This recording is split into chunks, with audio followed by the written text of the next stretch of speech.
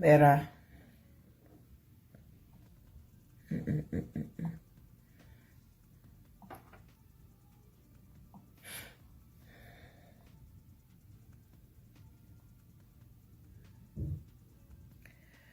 Mera. Life be they make nangle for the beginning,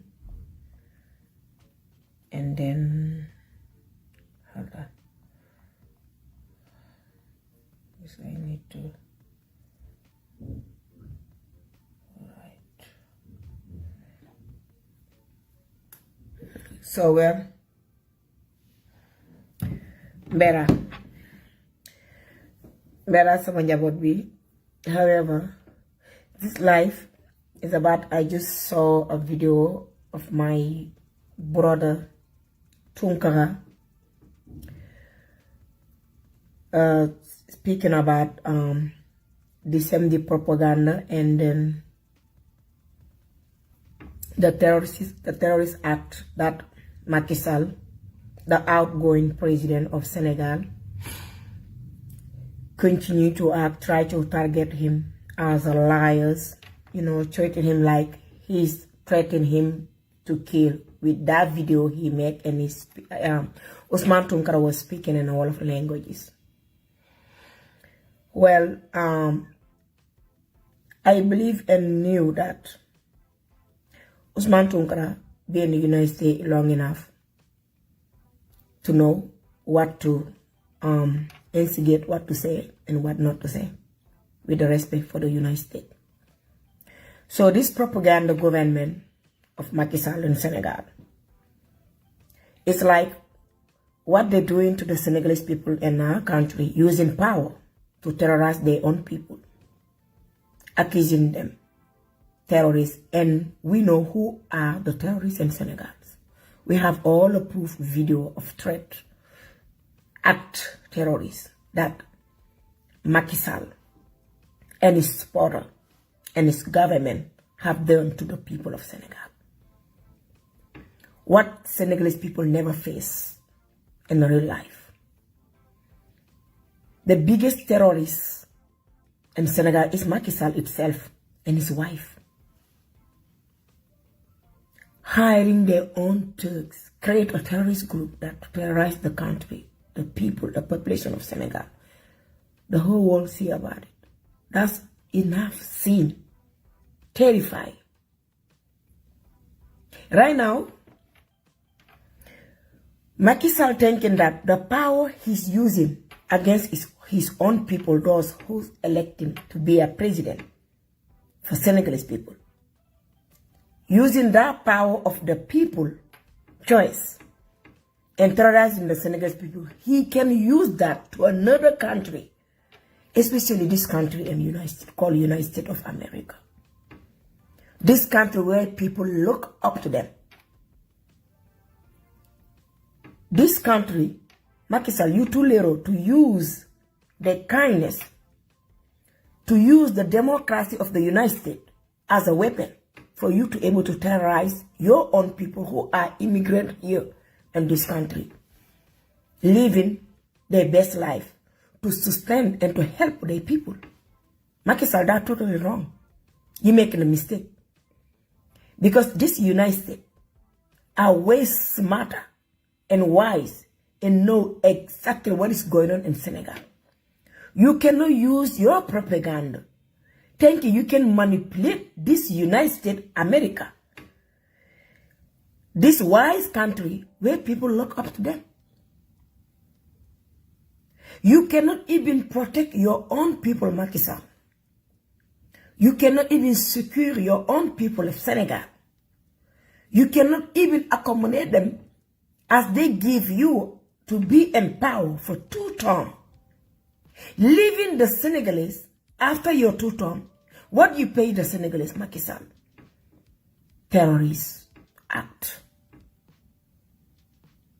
What make you think that your terrorist act you are using in the country of Senegal for your Senegalese people, your own population? What make you think you can use that power to manipulate the people of the United States? That is big respect for the kindness and the democracy of America. Your lies, Macky Sall, should remain in Senegal. That's an insult to the United States of America. Thinking you can use your bigotry, your lies, your propaganda of power to manipulate the American people. I don't know what you were thinking. And who does that? Using a video that where Chunkara say, all Senegalese living in the United States have right to come and express their anger against you. Of course, if I was living in New York, I'd be the one who's gonna lead that protest. My people are suffering of the hand of your dictators, Macky Sall. Here's America, the land of freedom in a good way. They have right to express themselves, to show the world that how their own people are being tortured in their own home. To show the world that these keep taking the back way, running to the United States. They have right to remain in their own country. Because of your dictatorship, Macky Sall, that chase any youth, all those future leaders live in Senegal.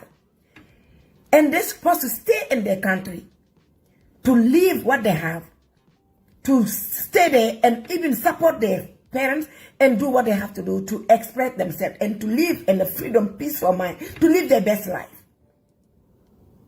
You say no to that. You torturing the Senegalese people, making them running out from their own country. Some of them, they even got here in the United States not long ago. They're over there in New York and looking for where to live. Do you think America like that? They have their own American population. They should worry about it. You own your own self, Macky Sall. You already add the problem to the United States when your people are running from your own country to come hide in America to live their best life because of your dictatorship. So what makes you think that you can use your bigotry and your dictatorship, what are you doing to your people in Senegal, thinking you can manipulate the American people? That's harsh. Big respect, disrespectful to the democracy of the United States of America. No any American here threatening you. Any citizen of Senegal send a threat to you. That's a liar. If that's the case, you feel threatened. So how can you pay some, even your own supporter living in America, to instigate violence in our own country? Senegal, François Elenge, Maktabi Kabila, Kouranyai, name it. There's so many of them over here living in America, instigating violence to our own country, Senegalese, where the Senegalese should remain in peace. But your own people, paying the people here, some citizens living here in America, and most of them don't have no document, instigating violence in Senegal. So if that case, you feel a threat, you should protect, first of all, any threat, anyone who lives in America and instigating violence, and because they favor you, they are your supporter, Macky Sall. That's why you're okay with them instigating violence, living here in America, getting paid from you, involving and engaging and supporting those who are killing your own population. We have all videos of your threat, Macky Sall. We have all video of your own people, why they stand speaking louder and clear what they're going to do to the Senegalese. Some of them even holding knife, saying they're going to kill the Senegalese. Some of them making video, saying go kill some or some. Do you take care of them? No, they're working scot-free. But how about those youth who are not agreed with you, what they have done to you for you to lock them in jail, hiring to kill them, assassinating them, locking, taking more than 1,000 youth, put them in boat, tell them they have to get into that boat to go to Europe and sabotaging that boat to be seen. Lot of youth of Senegal is being dying on the sea because of you. Your terrorist act is well known all over the world. So you cannot use America with their respect for home country and their democracy as your own weapon of propaganda. Ousmane Tounkara, if he was making a video threat that they respect as a crown of peace ambassador, I swear, I'm the one who's gonna first take that video and show it to the FBI, tell them he make a mistake, but he never. I follow all day. Don't see me because you think it, I don't even express myself. So when they're doing their life, I follow all those video live they make in here, the Senegalese in America. So Macky Sall, this action you take, don't waste your time. You will never gonna see it the way you want it. As you are the president of Senegal, the outgoing president, and you are torturing your own people in Senegal, the Senegalese living here at board in the United States, they have right to express themselves. This is the country of freedom. It's a country of express what anger you have without using any violence. Here people protest in peaceful protest. They express themselves and they speak about what they want people to hear with no violence. It's only in Senegal, even though you're walking in a peaceful protest, you have to call your truck to go shoot real bullet on the population, to just fire them, kill them. You don't care. Here in America, they care about humanity. It's a country of humanity. They're not barbaries like Senegalese people. You cannot even use the kindness and the democracy of the United States for your own game weapon. That the respect for and the kindness and the Constitution of America. I disagree with that. Take another term, not this. So therefore, I will speak and wolof for pour ngeen comprendre lan la lu may wax ci anglais. Dama gis benn vidéo bu brother Ousmane Tounkara ba muy wane Secret Service bu Amérique dañ dem pour laaj ko benn vidéo bu mu def di woote Sénégalais yi nekk fii on board United States, they have right to come ñu protest ñu manifester parce que Macky Sall mi ngi ñëw. Of course man su ma nekkoon Washington DC dëkk New York man maay jiite maay wootule parce que enough is enough. So Macky Sall ñi utiliser vidéo boobu di defe ne mun nañu jaacoo pour manipuler the United States pour américains yi loolu moom is wrong. Da ngeen fa miste parce que olof la ci làkk te gars yi dégguñu olof ngeen war a bàyyi da ngeen def erreur because it's not gonna work. Because Ousmane Tounkara moom mii ngeen njëkk tooñ lu gën a garaaw ngeen ko tooñoon mu biir leen tweet ñun ñoo leen ci news. So bu leen try, it's waste of time parce que ñëpp xam nañu seen ñaawteef. Parce que yoon nañu seeni vidéo traite Macky Sall bu fekkete ne affaire de Terroriste Act moom nga against lépp. At first yow yaa nekk di sponsoriser ñi nga xamante ne ñu nga Amérique fii am ñu document seen supporter yi ñii instigate violence ñii supporter violence Sénégal. Kan mooy fay ay nit li nga xamante ne is not real du dëgg ñeneen ni supporter pour ñuy wax di saaga di déplacer di créer di gën a instigate violence te ñu nekk fii Amérique te amuñu sa kayit. Bu fekkete ne yéen li ngeen di woote yéen mii ex gouvernement going out gouvernement xamante day dem da ngeen a make a mistake parce que nee naa leen internet bu mu amee dara mun fee nëbbu lépp li nga xamante ne vidéo traite acte terroriste la bi ngeen def Sénégal ñun yor nañ ko surtout man as a crown of peace ambassador I have everything. Sama population bi ñoo ma gën a lu ne. So li ngeen di teg naan vidéo boobu because ñooñu dégguñu olof man I already tey ba mu ko gisee I already call and explain wan leen yónnee tamit yeneen vidéo yi nga xamante ne yéen seen nit ñi ñooy teg traite. People know what's going on.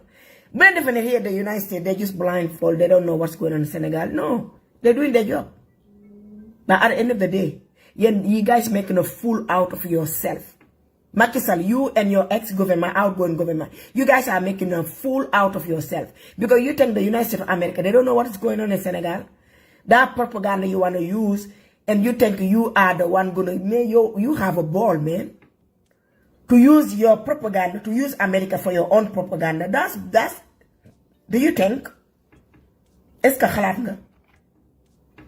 Do you think well before you take action? You think you little yourself, you cannot even protect your own home Macky Sall, do you think you're going to utilize your America's own bigotry? That's an insult. So own bigotry. Now, I'm going to this new Pascal, Ousmane Tounkara, he's a revolutionary. He have right to protest. And he have right to call the Senegalese. We have to protest to express our anger. Because the humiliation being prepared for America to show this anger, to show the world that what you've been doing, how you torturing your own people, humiliation, that's what you don't want people to see. Of course, they're going to see it. Because you did it. So humiliation, put you want America, the whole world to see it.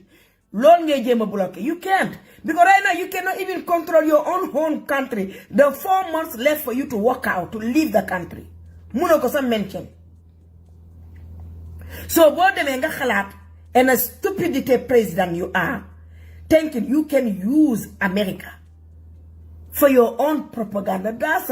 I don't know who give you that idea. Lolu sagala, the Constitution of America is a curse. Little you. You think you can use your propaganda to manipulate the American people for your own protection when you come here, the humiliation the Senegalese have planned for you. Do not face it. Of course you will face it. Because every Senegalese live here in America, they already know the law. They have right to come out and protest. That's the only way they have to communicate with you. Because in Senegal, when people come out to protest, you kill them. When they come in to express their anger, you kill them. Chasing them inside their house, killing people, hijacking the youth, kidnapping them. What else you want the population to do? Just to remain silent and keep quiet? No, you can't. When you cannot control your own country, don't think you can control another country across, especially the biggest country, the United States. I don't know who tell you to have that idea to go and manipulate America. That's a ball, man. You have ball. You have ball. So dinan Senegalese. Li mota archive ba. Archive yep bolen am. Ci vidéo traite. You group ex-gouvernement bi di dem. Dafa baax ngeen koy jënd motax may télécharger vidéo bu nek dam koy télécharger diko duggal ci clé sama mission la depuis xex bi bu mu commencé depuis 2020 lepp vidéo traite bi nga xamantene lepp ci mom ñi groupe Macky Sall lepp lu ñuy def ci vidéo traite nga xamantene dañuy tax yi nga xamantene yeen sa bo len waxé du dab sa ñom li ñuy wax ñeke yépp dafa baax dugal leen parce que technologie bi tax na ñepp di xam lu leer jàngatu sa wax bu bari bu ñu tegee dara li ngay def mooy nga indi vidéo ne xool leen lii la te tamit di sal atee nit parce que ñun ñuy jege di liggéey underground ci suuf dañoo dégg làkk yëpp yi bari te gars yi fii li ñu bëgg explanation translate parce que humiliation bi nga xamante moo koy xaar fii Amérique loolu la tiit déjà Sénégal xale yi pañe guñ ko yen rek dangan na dëgër na ci boppam bi nga xamante ne moom xamul fu mu koy wàcce yennee ko danaa leen dara yor ko léegi ñëw fi nga xamante ne ay morom moom président xamante ne dañoo liggéey seen dëkk de président yi nekk fii dañu leen déglu seen population dañoo respecté seen i yeneen morom président am sax dañoo respecté seen they have consideration toward their own people moom mi nga xamante ne amul consideration ci ay population amul respect ci population pare ba pare barbar gi mu def sauvagité bu mu def mu yaakaar ne konka mi ngi ñëw mu ragal humiliation bi koy xaar fii he will face it parce que nit ki li nga liggéey da ngay encaisser soo bañee yi yëpp dal la you do better because yow yaa dem you went to the Gambia say you serving the Gambian people Macky Sall because they was facing dictatorship. And you are terrorizing the Senegalese people, showing them worst dictatorship that Gambia never faced during the 22 years of Jammeh. What do you expect? The Senegalese will come out and express their anger. And those surprise they're holding, they're preparing for you, you will see they have a lot of message to show. Those message you call in that they're preparing to attack you, no. Message can expose in so many different ways. Here is America. Come on, man. Who gonna live in America saying they're gonna attack you? You come. That person don't think like he's in United States. United States is not a country of like a kindergarten. No. Look at you, how you humiliate, how you show your just lack of intelligence. Low mind yourself. You don't need to fear your Senegalese people because you did it. The torture is enough, is enough. And we are waiting for you here in America with open hand. When you come, you're going to see all the message and the whole world going to see it. All this camera, all the international newspaper, journalists, TV, they're going to capture the message the Senegalese will deliver. For the world to hear, to know the biggest dictatorship who terrorized the whole country, Senegal. You made a history, Macky Sall. You make your own history. You part of those lists. When they count in those dictators, they're not gonna miss you. You part of them. Linga liggéey rek ngay encaisser. Donc boo demee ba toog di xalaat ne mun nga utiliser America pour hijack leen ci sa own propaganda of leadership, you're making a big mistake. It won't work. Only one thing I'm gonna advise you, mooy packal sa ship, pack your thing, and leave the country in peace. Senegalese deserve better. Senegal is a country of peace. You are the one who organized all those terrorists and the ethnicism. What Senegalese never faced. This is a bad history. You live for Senegalese people to remember. Terrible, terrifying story. Very terrifying. Ku tok xalaat ko sa, thinking about Macky Sall and the Senegalese people, your heartbeat is you terrify the Senegalese people.